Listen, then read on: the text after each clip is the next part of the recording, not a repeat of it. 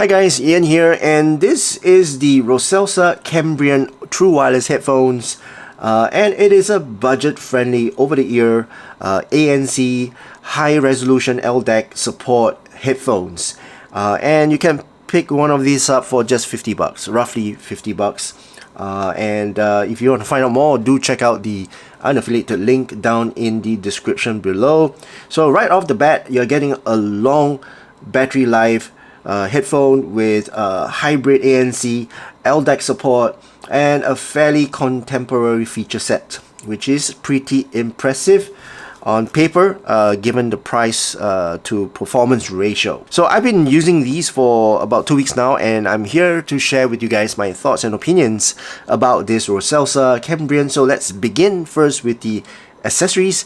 I'm going to show you the retail box, but it's a little bit huge, so I'm just going to put it off frame here. It's a nice premium box, which is you know, doesn't feel budget at all.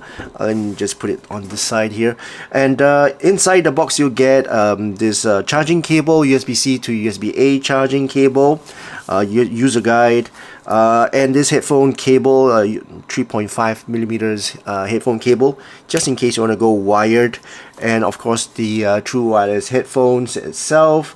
And I would say it's actually pretty standard affair when it comes to the overall presentation.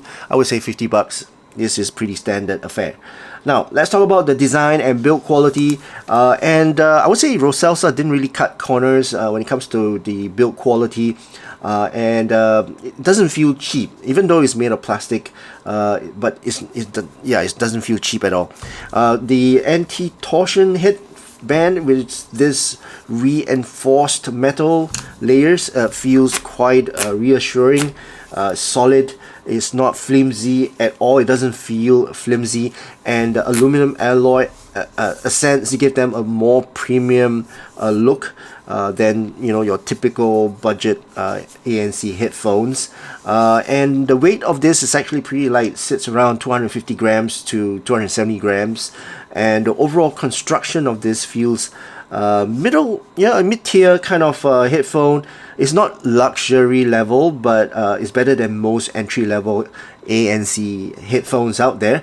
And the ear cups, they rotate and adjust without creaking, as you can see and hear.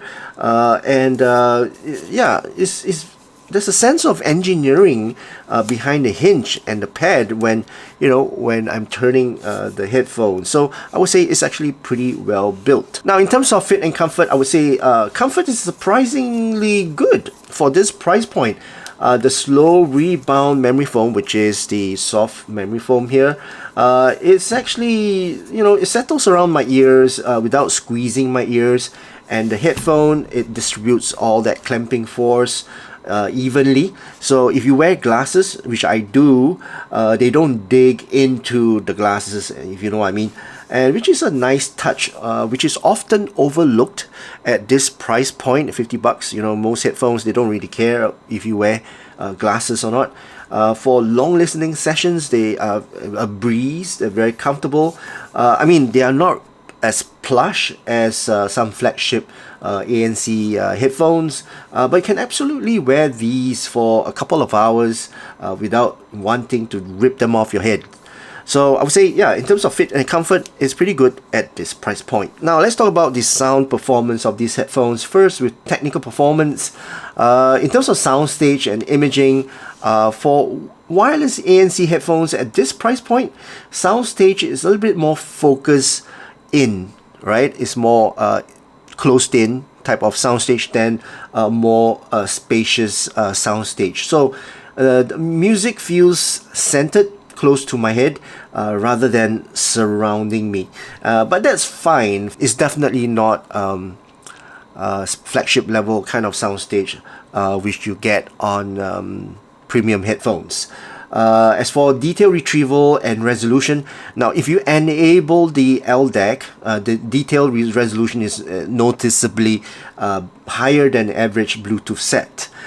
You get subtle textures in vocals and instruments that typically gets lost on cheaper SBC or AAC headphones. There's a grit and nuance presence, though it never approaches true audiophile level and clarity. But you know, you can tell that this is a budget headphone. But yeah, in terms of price to performance, I would say it's actually pretty alright in terms of the detail retrieval and resolution. Alright, in terms of the tone and timbre, I would say this is more of a balanced tone and timbre with a hint of musical fun.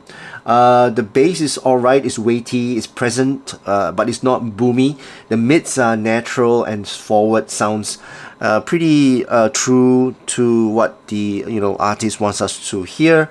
And the treble is smooth and safe, and it doesn't have any harsh peaks. So overall, I would say the timbre leans towards a warm and engaging and fun, but not analytical type of tone and timbre, which is a good thing for general listeners who want a pleasurable music listening session without that brain fatigue. Alright, so now in terms of the sound signature, I didn't measure this, so I'm just going to use my ears to describe what I hear. Now in terms of the sub bass, I would say it's present, rumble is capable, though the depth isn't really earth shaking. You feel that low end, but it's not as profound and deep as more compared to more premium headphones. So I would say, the sub bass is pretty balanced. In terms of the mid bass, it's punchy, it's expressive as well. If you have tracks with kick bass or bass guitars, and it brings out that energy, which is pretty good, right? It brings out that punch, and I would say this is the most fun part about this headphone. It brings out that punchiness of the bass, especially if you listen to rock music. Now, in terms of the mid-range, it sounds balanced, is intimate without getting hidden by the bass, I would say. Vocals, they stand out and they articulate pretty well. Instruments, they sound pretty clear. They are not really recessed, but you can hear that it's a little bit recessed compared to the bass and the treble. Now, in terms of the treble, it leans towards more of a smooth and not so much of a sparkle kind of a treble. It's a safe tuning, I would say, that avoids fatigue, sharpness. But I would say, for me, I would want a little bit more brightness in the treble, but it sounds a little bit dark to me. So that's the sound signature of this Cambrian. So I would just give you some pros and cons about this headphones. Now, in terms of pros, I would say excellent battery life. It's got 100 hours of battery life. I barely need to charge it because I don't use it all the time. Headphones are not all the time on my head. It's got a balanced sound and it's musical, and especially if you use LDAC, right? It sounds clean and clear.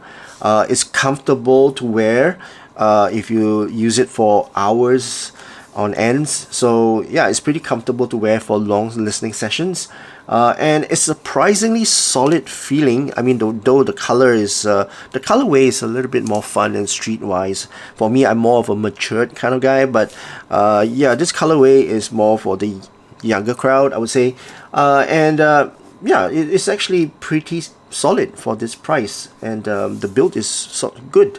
Now, in terms of the cons, the ANC is good, but it's not great. All right, don't expect flagship level kind of ANC.